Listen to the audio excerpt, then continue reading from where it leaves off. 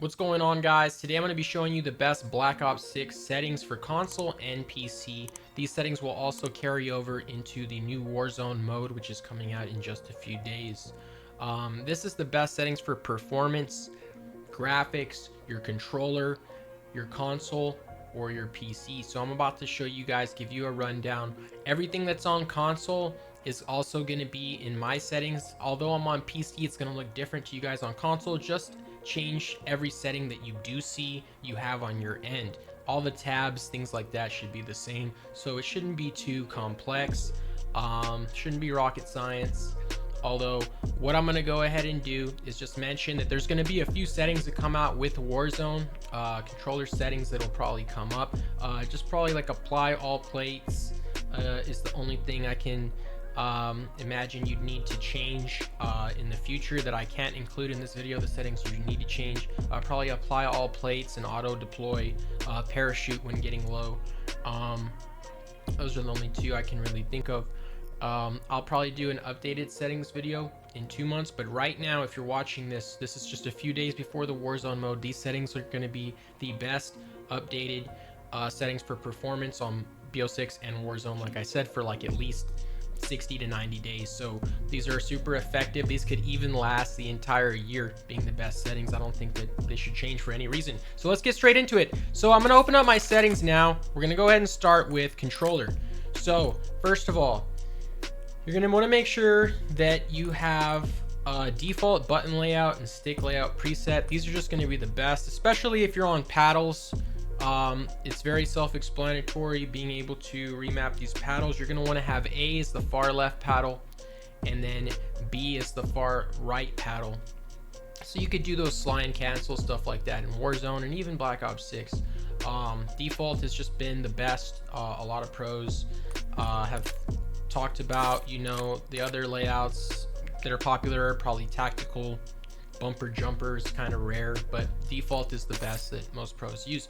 As for your horizontal, stick sensitivity, and vertical, you're going to want to probably have these at about 7, 8. You can go lower if you're not the most experienced player until you can know that you want to have a quicker reaction to things, you know, with your gun. It's not that easy to do it with a super high sensitivity. You need to kind of have some experience, but if you've been playing Call of Duty for many years, you know, you want to play around an 8. That should be good. But me, you know, I compete, stuff like that. I need to be able to snap and stuff like that, so I play it like a 10. So now, as for controller vibration, this is super you know, optional. This is like if you like it. I do play better with vibration myself. It kind of helps me wake up. So as far as input dead zones, I'd probably make left stick 1, right stick 5. You can go ahead and see if you're getting stick drift, or if it's automatically moving on its own. You need to change your dead zone up a little bit to make it to where your controller doesn't move your guy without you touching the controller. If you see this at a super high left stick, you know, something like a 9 on either the right or the left, it's definitely time to get a new controller because you busted it completely. But mine only had this scuff for like over a year. So, and I always send it out to get repaired. Scuff's really good about that. If you guys are looking for an actual controller, I recommend Scuff or GameSir. They have great controllers. So on your left and right stick, these should be 1 and 5. Aiming, probably the only thing I'd mention is your aiming advanced settings. You're going to want to make that aim assist dynamic.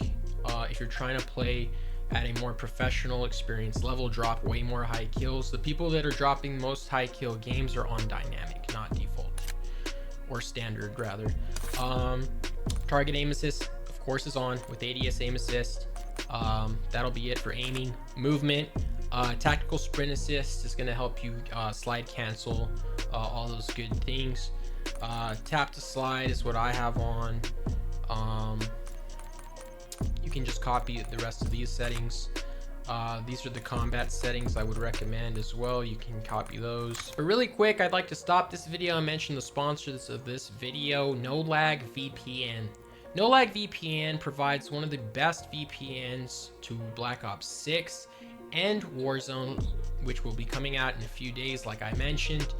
It'll work and be compatible for both. With the VPN, you only pay $7 a month or $5 if you get the yearly subscription, and you're able to connect to dozens of different servers across the world and play in easier bot lobbies. I've been dropping super high kill games with this in multiplayer, and I definitely suggest you guys check them out, and you will get a discount by clicking my personal link, SpideySB affiliate link, in the description and signing up. So if you guys want to use one of the best VPNs, get some of those bot lobbies in, check out the description, no lag VPN.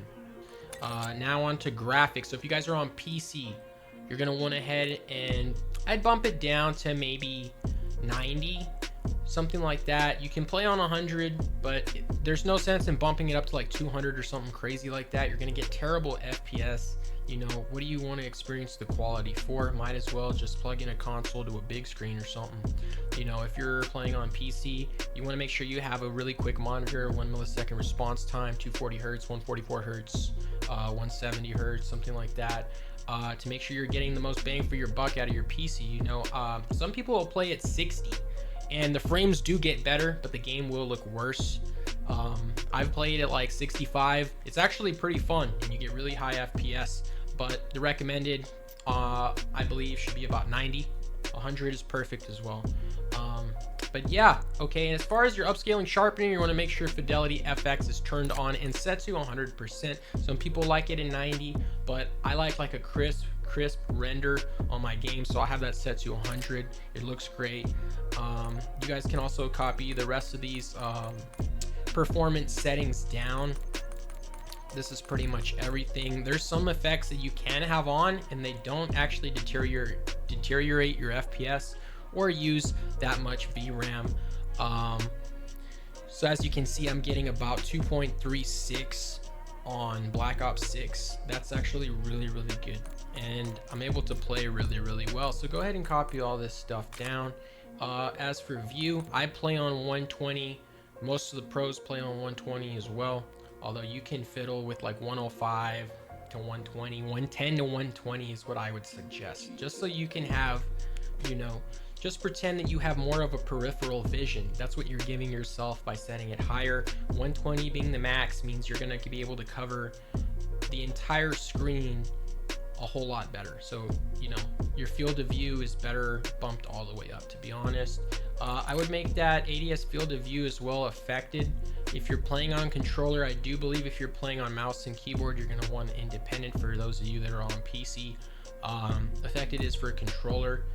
Now, world motion blur and weapon motion blur are to be set to off for performance as well, along with camera movement to 50%. You guys know some of these. I prefer inverted flashbang. That means instead of a white screen when you get concussed or flashed, it'll be black. So it's a lot better on the eyes. Yeah, and as for audio, I would turn all the music down, effects and dialogue up, just so you can hear when kill streaks are going on and off, gunshots, stuff like that. Headphone bass boost is the best audio mix for footsteps, by the way, so make sure you have that enabled. If you're not really too into footsteps and you want more like a of another option, I don't know why you wouldn't be into footsteps, but I would choose home theater. So the only two I recommend are home theater and headphone bass boost. For performance, put bass boost on. Home theater is worse. You don't hear the footsteps as well. Reduce tinnitus sound. Should have that on as well.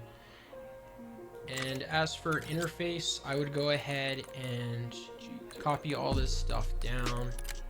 I have FPS and latency on. You guys can turn packet loss on if you want. I just think it looks cleaner like this.